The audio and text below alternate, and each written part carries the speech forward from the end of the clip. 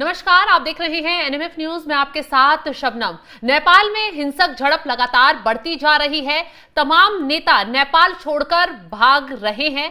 ऐसे में केपी ओली इस्तीफा देकर भागने की फिराक में है। सारे सरकारी दफ्तर जला दिए गए हैं। बुरी तरह बवाल मचा हुआ है। कई लोगों की मौत हो गई है। ऐसे में सेना ने मोर्चा संभाला हुआ है, क्योंकि जो कैदी वहां से फरार हो रहे हैं उन्हें भी रोकने की कोशिश की जा रही है। सेना की तरफ से गोलीबारी अब शुरू कर दी गई है प्रदर्शनकारियों को रोकने के लिए। इसी बीच एक बड़ी खबर सामने आ गई है। नेपाल को अब अपना नया प्रधानमंत्री मिलने वाला है और नाम जो चर्चा में है वो नाम है सुशीला कार्की, जिनका गहरा रिश्ता भारत से भी रहा है। और उनके नाम को लेकर जो प्रदर्शनकारी हैं जेनजी ग्रुप, उन्होंने भी सहमति जता दी है। अब कौन है सुशीला, पहले आपको यह बता देते हैं। बीएचयू से लेकर पॉलिटिकल साइंस में उन्होंने एमए किया है। बीएचयू से 2016 में नेपाल की पहली महिला मुख्य न्यायाधीश बनी है और भ्रष्टाचार के खिलाफ कई बार सख्त बयान दे चुकी हैं। भारत के प्रति नरम रुख भी दिखा चुकी हैं। तो इसी पर चर्चा करेंगे। चर्चा के लिए हमारे साथ जुड़े हुए हैं वरिष्ठ पत्रकार पंकज प्रसून जी। पंकज जी, कई नाम चर्चाओं में चल रहे थे। जो नाम चर्चा में थे उनको लेकर कहा जा रहा था कि भारत विरोधी हैं, लेकिन अब एक उन्हीं में से एक महिला का नाम निकलकर सामने आया है, सुशीला कार्की, जिनका भारत से कनेक्शन रहा है और कहा जा रहा है कि अंतरिम प्रधानमंत्री वो नेपाल की बन सकती हैं। तो कितना प्रभाव अब नेपाल पर एक महिला मुख्य प्रधानमंत्री बनने का पड़ेगा? सबसे पहली बात कि भारत और नेपाल में खराब रिश्ते हो ही नहीं सकते। अब जो मां सीता का जो मायका है और प्रभु श्री राम के ससुराल में कभी खराब रिश्ते हो सकते हैं? बिल्कुल नहीं। बिल्कुल, यही नेपाल के लोग कहते हैं। हम जो भारतवासी है ना, बार बार मैं एक चीज बोलता हूं कि नेपाल के लोगों का दिल भारत के प्रति बहुत अच्छा है। शुरू से वो हमेशा आपको बोलेंगे कि हमारे बीच रोटी बेटी का संबंध है, हम एक है। जब तक बाबा गोरखनाथ और पशुपतिनाथ ये हैं तब तक हमारे बीच कभी झगड़ा हो ही नहीं सकता। लेकिन पंकज जी, केपी ओली तो भारत को जिम्मेदार ठहरा रहे हैं इस पूरी स्थिति के लिए। इसीलिए तो मैं बार बार बोल रहा हूं, केपी ओली कम्युनिस्ट थे। वो नक्सली भी रह चुके थे। और वो जाहिर तौर पे ये जो सरकार चल रही थी, केपी ओली की सरकार, वो बिना वजह भारत के साथ दुश्मनी मोल रही थी, बिना वजह।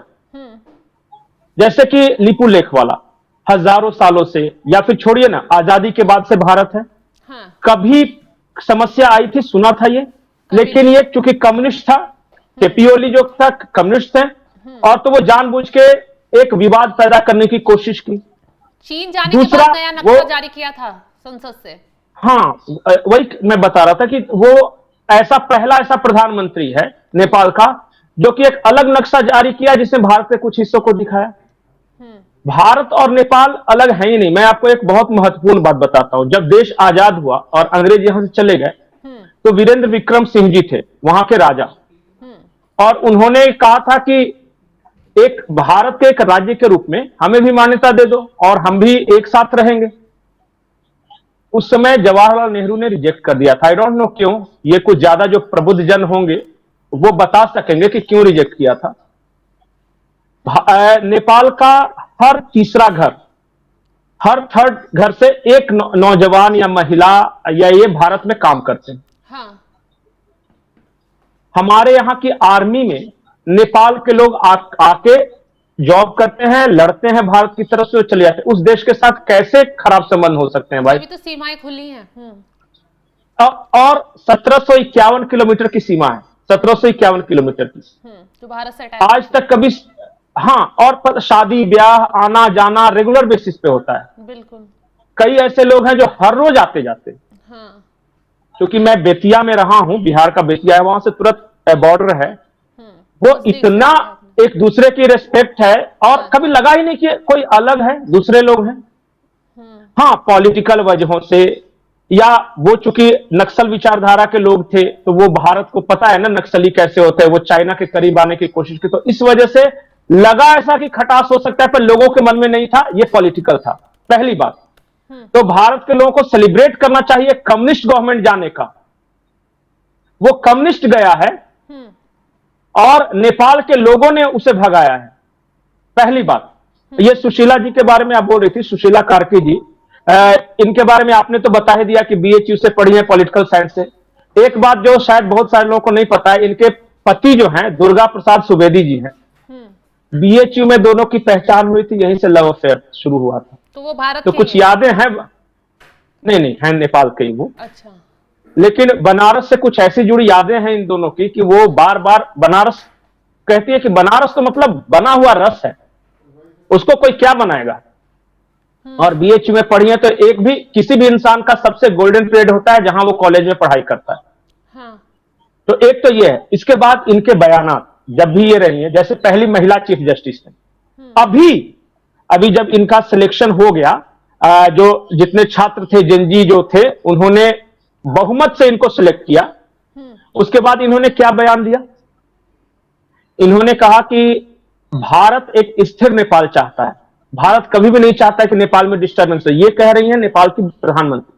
वो कह रही है कि नरेंद्र मोदी, हाँ होने वाली, नरेंद्र मोदी से मैं बहुत प्रभावित हूं, वो अपने देश के लिए बहुत मेहनत करते हैं और भारत को वो चाहते हैं कि बहुत अच्छा करे, तो हमें सीखने की जरूरत है। ये कह रही हैं बनने वाली प्रधानमंत्री सुशीला जी जो हैं। इसके बाद एक और है कि भारत नेपाल में नेपाल में राजदूत रह चुके हैं रंजीत रे जी। वो बंगाल के थे और वो उन्होंने सब देखा है, कम्युनिज्म भी देखा है और फिर नेपाल भी देखा है। वो कह रहे हैं अपने बयान में, कल का उनका बयान है कि अब नेपाल भारत के पास आ गया। डिस्टरबेंस था वो, चाइना का कुछ प्रलोभन वगैरह था। तो ये है, इंडिया के लोगों को खुले दिल से, खुले मन से नेपाल के लोगों को स्वीकार करना चाहिए, वो हमारे अपने ही हैं। और जब प्रधानमंत्री नरेंद्र मोदी बने थे तो आपको याद होगा नेपाल में भूकंप आया था और मोदी जी का पहला भाषण और पहली लाइन क्या था? नेपाल का दर्द हमारा ही दर्द, उनकी पीड़ा हमारी पीड़ा है, वो हमारे अपने ही हैं। हर साल हजारों लोग पशुपतिनाथ जी के दर्शन करने जाते हैं। सीता मैया नेपाल के कण-कण में विराजमान है। हमारा जो गोरखनाथ पीठ है, इसके सबसे ज्यादा फॉलोअर नेपाल में है। आपको शायद पता नहीं होगा कि लाखों लोग नेपाल में योगी आदित्यनाथ जी को पीठाधीश्वर मानते हैं, महाराज मानते हैं। उनका कहा वाक्य उनके लिए ब्रह्म वाक्य, देवता का वाक्य है, बहुत लोकप्रिय है। तो ये नेपाल है और ये बदलाव भारत के लिए अच्छा है। हमें मदद करनी चाहिए नेपाल को। अगर कुछ नुकसान हुआ है, जाने गई है, वो अफसोसनाक है, लेकिन अगर कुछ सामान का नुकसान हुआ है तो भारत को कंपेंसेट करना चाहिए। नेपाल के पुनर्निर्माण में ही भारत का भी भलाई है। और एक बात जानिए, नेपाल के लिए मैं बोलूंगा, नेपाल जब भी किसी मुसीबत में आएगा, बाढ़ आएगा, भूकंप आएगा, कहीं भी आएगा ना, तो भारत से जितनी जल्दी मदद पहुंच सकती है, दुनिया का कोई देश उसे मदद नहीं कर सकता। बिल्कुल, तभी तो जो इस तरह का हालात हैं, प्रधानमंत्री मोदी की तरफ से ट्वीट कर दिया गया, शांति की अपील की गई, लोगों से कहा गया कि शांति बनाए रखें, ये अस्थिरता ना फैलाएं। सीएम योगी आदित्यनाथ की तरफ से हेल्पलाइन नंबर जारी कर दिया गया। लेकिन केपी ओली जिस चीन के जाल में फंसे थे, उस चीन की तरफ से कोई मदद नहीं पहुंचाई जा रही है। केपी ओली को भी कभी नहीं पहुंची, कभी न पहुंची थी, इतिहास में न पहुंचेगी। नेपाल का भूकंप हुआ तो पहला मदद, सबसे ज्यादा मदद करने वाला भारत। नेपाल में बाढ़ आया तो भारत। हाँ। नेपाल में कुछ भी गलत होता है, अगर नेपाल के लोगों की पीड़ा है तो वो हमारी पीड़ा है, ये समझ जाइए वो। और सिर्फ नेपाल ही नहीं, बहुत सारे लोग बांग्लादेश के बारे में बहुत तरह की बात करते हैं। मैं एक बात बताऊं, बंगाली भी हमारे ही हैं, अक्रॉस रिलीजन, कल्चरली हम एक हैं। मतलब कि रहन सहन, खान पान सब। तो शेख हसीना को जाने की कोई बहुत ज्यादा खुशी भारत को नहीं हुई, और उल्टा दुख हुआ। आज भी बांग्लादेश में एक बहुत छोटा सा तबका वो सोच रहा है कि हम अरब मिलिटेंट इस्लाम को लेके और भारत से अलग कर देंगे। भारत और बांग्लादेश के लोगों को अलग नहीं कर सकोगे तुम।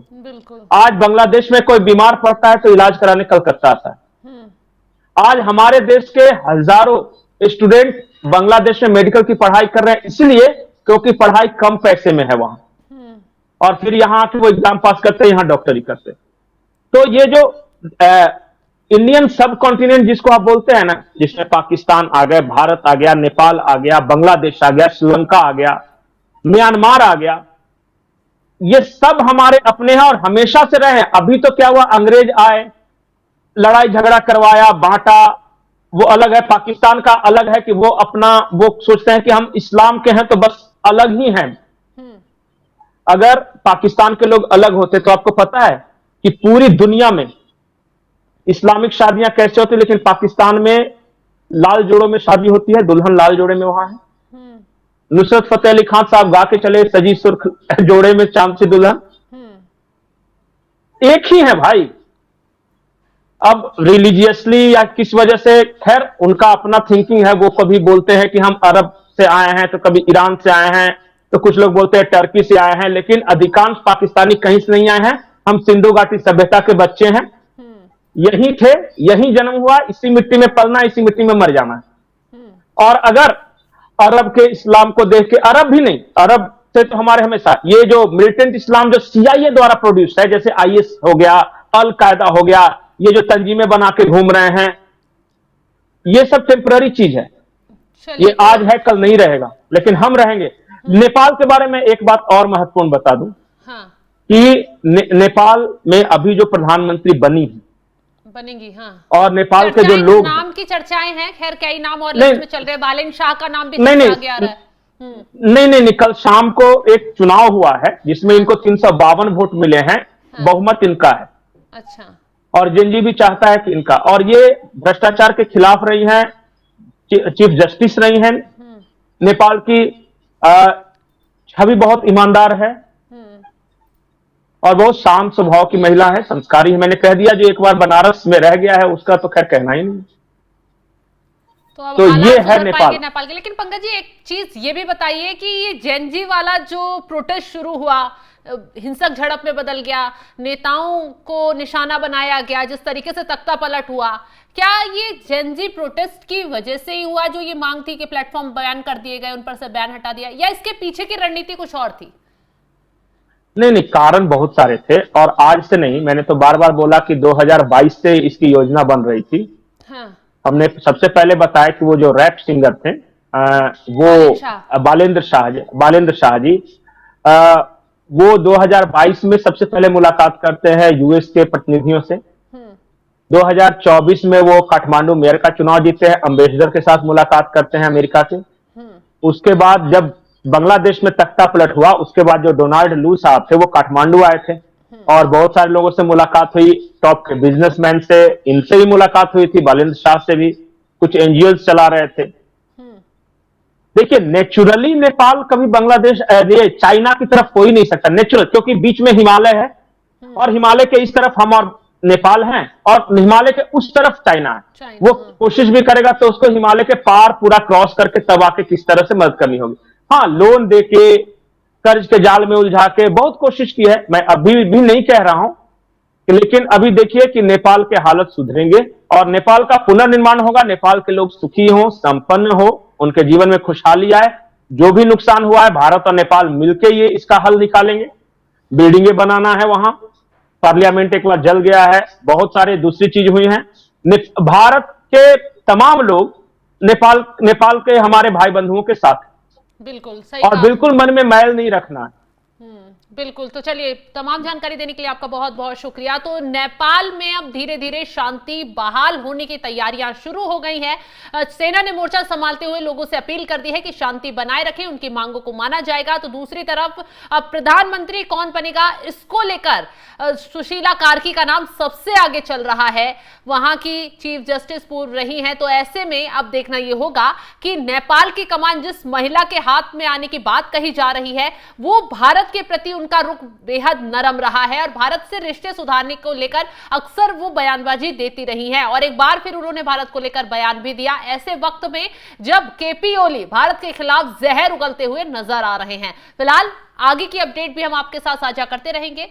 एक लास्ट लाइन केपी ओली ने आज एक बयान दिया है। हाँ, उन्होंने क्या कहा पता है, कि अगर मैं भारत के साथ मिलकर चलता तो मेरी सरकार बनी रहती। हाँ। दिक्कत यह है ना कि आदमी का सब कुछ लुट जाने के बाद दिमाग खुलता है। काश पहले खुल गया होता जब वो सत्ता में थे। तो कैसे खुलता? चीन के दबाव में या चीन के प्रेम में इतने ज्यादा वो हो गए थे, तो केपी ओली को अब नुकसान देखकर, अपनी सत्ता जाते हुए देखकर अब पछतावा शायद हो रहा है। फिलहाल इस खबर को लेकर आप क्या राय रखते हैं, कमेंट बॉक्स में जरूर बताइएगा, और तमाम बड़ी खबरों की अपडेट के लिए आप हमारे साथ जुड़े रहें। नमस्कार।